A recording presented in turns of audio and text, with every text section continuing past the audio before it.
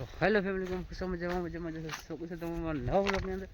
તો બધાને પહેલાં તો દિલથી સોરી, અને આપણે બ્લોગ આજે નથી નાખી શકીએ કેમ કે એક પર્સનલ કામ હતું, એના કારણે હું ગયો હતો બહાર.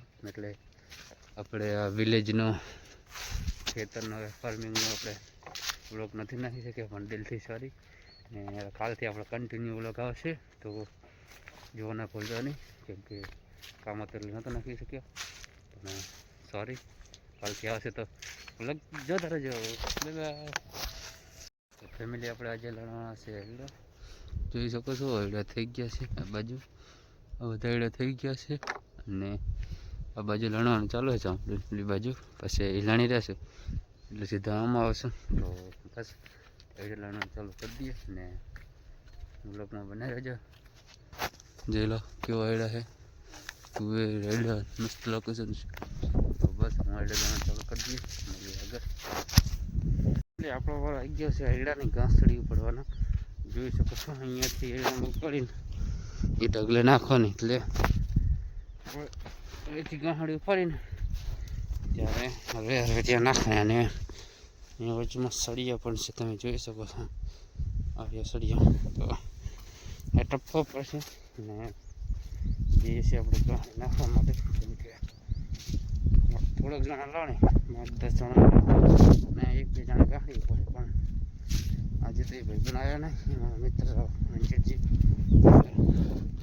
આપણે ગાંઠી પડે. ચાલો આટલા લણે હતા અને હજુ ચાલુ જ છે.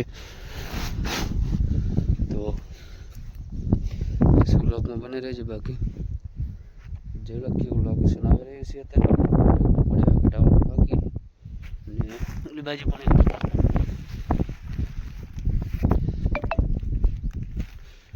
સોળી નાખીએ હવે.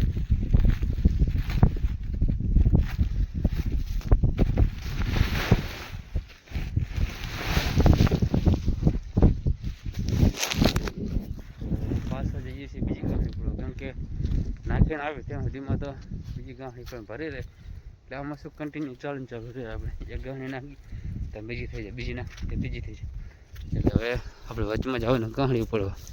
પણ તેમાં તને બ્લોગમાં બનાવી દેજો, મળીએ આગળ. શકો છો અમારા દાડી હજુ હવે આવે રહી વાગ્યા છે 8:30. દાડીઓ હવે આવી રહે કેમ કે તો જો લઈ હવે આવે છે દાડીઓ અમારો એક. તો જેલો લાઈન કેવી કરી છે ને બસ આપણે ગાડી પડીએ તો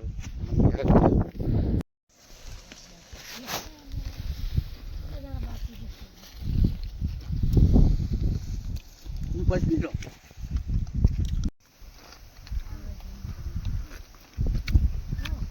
તો ફાઇનલી આપણે જમી લીધું હોય ને જમીન આપણે પાછા લગી ગયા છીએ ગાડી પર માટે. પેલો આટલા આઈડિયા લણ્યા આપણે ને આપણે લાગી ગયા છીએ આજે કામ પર. બાકી એક વસ્તુ પણ લઈને આવ્યા છે ખેતર, બતાવો. જો રીંગણો, 3 રીંગણા હે.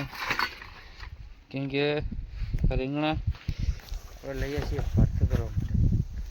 કેમ કે એનો ભરતો બહુ સારું થાય, તો ભરતો કરવા માટે લઈએ છીએ. તો બસ ચૂલામાં બનાવી રહેજો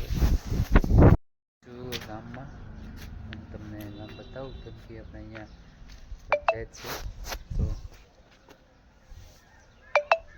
જોઈ શકો છો, આ પંચાયત છે ગામની. આવું લોકેશન છે. બાકી તો ગામ બતાવું તમને. જો આ પંચાયતનો મેન ગેટ છે, પ્લસ અહીંથી આ ગામની ઊભી બજાર જાય. ઓકે.